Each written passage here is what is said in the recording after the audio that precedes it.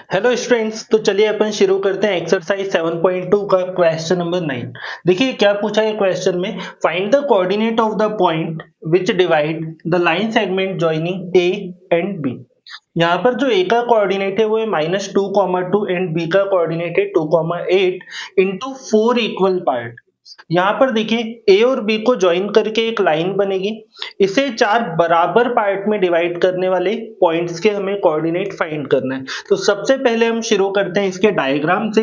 देखिए डायग्राम बनेगा इसका कुछ ऐसा, अगर मैं इसका लाइन डायग्राम बनाऊं, ये देखिए फर्स्ट वाला पॉइंट हो गया ए का कोऑर्डिनेट देखिए क्या है -2, 2।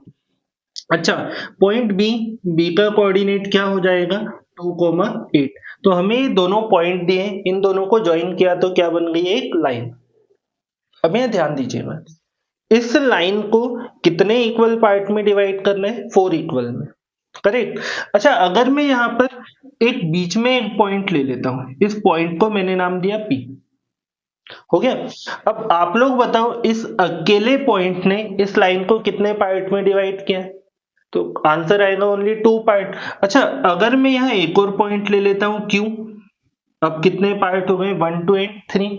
अब हमें तो 4 पार्ट में डिवाइड करना है, यहाँ एक पॉइंट और लेना पड़ेगा, इस पॉइंट को मैंने नाम दिया आर, करेक्ट।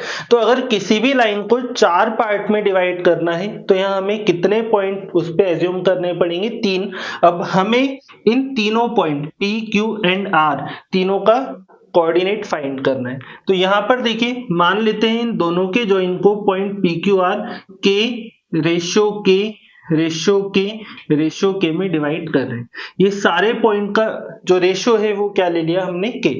अब यहाँ देखें हमेशा की तरह अपन यहाँ पे शुरू करते हैं सॉल्यूशन। अब देखिए सबसे पहले मैंने क्या लिखा है यहाँ पर, let the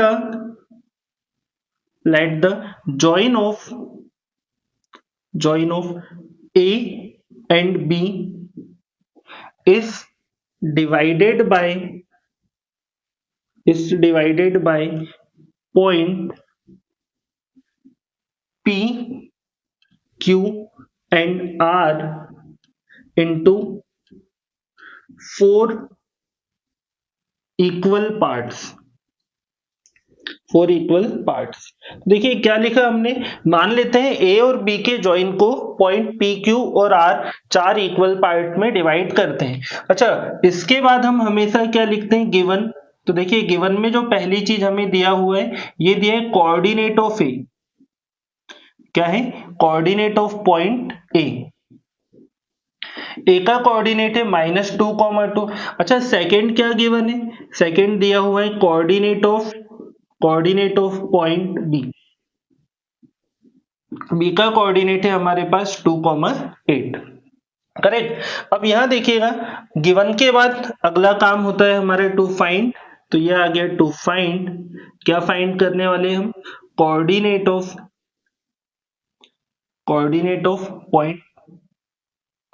points P Q and R, और इसके आगे हमने लगा दिया क्वेश्चन मार्क। हमें पॉइंट पी का कोऑर्डिनेट भी फाइंड करना है, पॉइंट क्यू का भी निकालना है और पॉइंट आर का भी। अब देखिए अब हम कहां से शुरू करेंगे, सबसे पहले अपन शुरू करते हैं पॉइंट पी के लिए। तीनों पॉइंट का कोऑर्डिनेट फाइंड करना है, तो सबसे पहले मैंने लिखा 4 point P.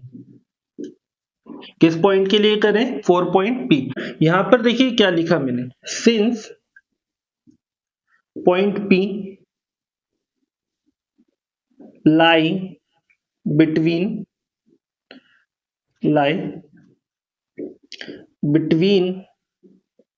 A and B।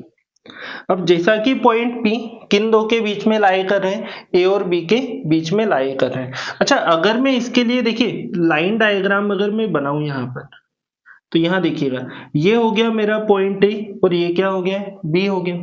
ध्यान दीजिएगा, है ना, ए का कोऑर्डिनेट है -2, 2 और बी का जो कोऑर्डिनेट है वो क्या है 2, 8।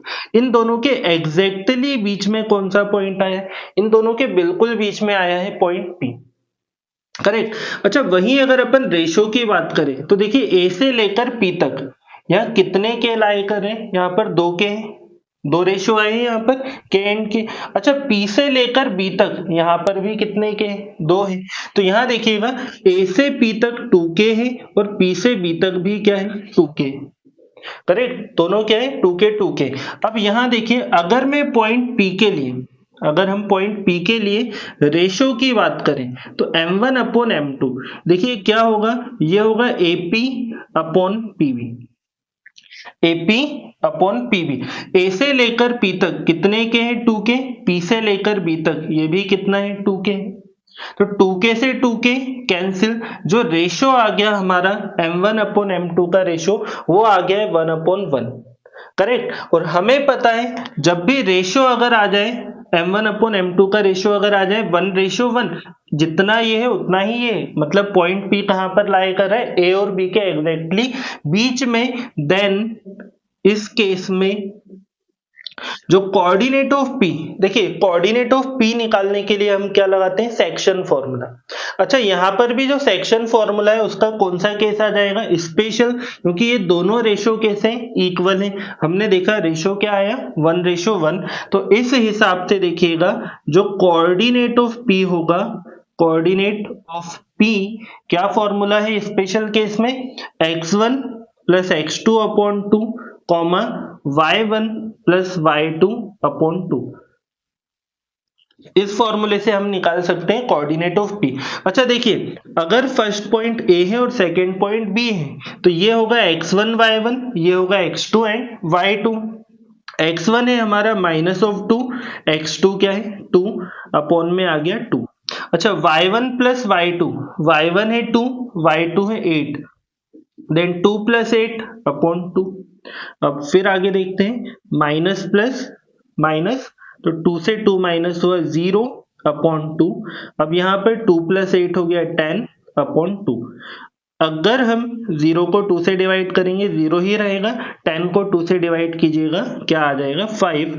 फाइनली हमें यहाँ क्या मिल चुका है, it is coordinate of point P, correct. अच्छा जिस तरह अपन ने कोऑर्डिनेट ऑफ P निकाला सेम वे में हम निकालेंगे coordinate of Q and coordinate of R। अब यहाँ ध्यान देना, अब यहां मैंने लिखा 4 पॉइंट Q, पहले तो हमने पॉइंट P कर लिया, अब किसके लिए वर्क करें, पॉइंट Q के लिए। अब ये ध्यान से सुनिएगा, देखो जो ये पॉइंट Q है, पॉइंट Q ये किन दो पॉइंट के एग्जैक्टली बीच में, A और P के बीच में, करेक्ट। अच्छा P का कोऑर्डिनेट मैं ऑलरेडी निकाल चुका हूं, P का कोऑर्डिनेट आया 0,5 आया। तो यहां देखिए क्या लिखा मैंने, यहां हमने बोला point Q lie between A and P। जो हमारा पॉइंट Q है ये किस किस के बीच में है, A और P के बिल्कुल बीच में है। तो यहां हमें B तक जाने की जरूरत ही नहीं है। अगर मैं इसके लिए लाइन बनाना चाहूं तो देखिए लाइन बनेगी कुछ ऐसी, ये आपको रफली बना सकते हो, ये बनाने की जरूरत नहीं है, अपने समझने के लिए हमने बनाई है। यहाँ पर है पॉइंट A और यहाँ पर, करेक्ट। अब यहाँ देखिए A का जो कोऑर्डिनेट है वो है -2,2 और P का हमने कोऑर्डिनेट फाइंड किया है, इट इज 0,5। इन दोनों के एग्जैक्टली बीच में कौन लाई कर रहा है, Q लाई कर रहा है। अच्छा यहाँ देखिए जो फर्स्ट वाला रेशो है K, ये रेशो भी क्या है K है। अगर इस केस में अगर मैं m1 अपॉन m2 फाइंड करना चाहूं तो यहाँ देखिएगा m1 क्या होगा A से लेकर Q तक और m2 क्या होगा, m2 होगा Q से लेकर P तक, करेक्ट। अब यहाँ देखते हैं AQ जो रेशियो है कितना है K और Q से B तक ये रेशियो भी क्या है K से K कैंसिल हुआ, रेशियो क्या आया अगेन 1/1 आ गया, करेक्ट। तो जब भी रेशियो 1/1 आएगा तो ये पॉइंट निकालने का कोऑर्डिनेट, तो यहाँ पर क्या लिखा हमने coordinate of Q।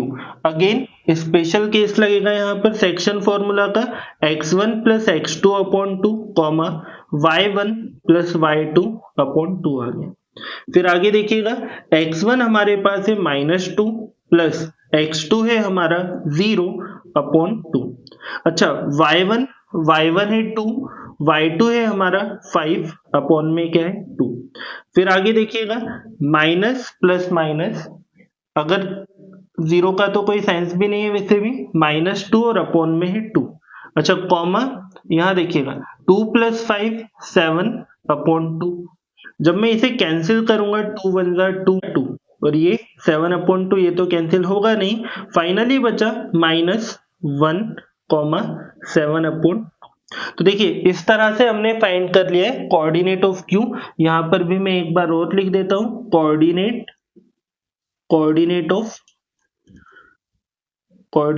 Of Q.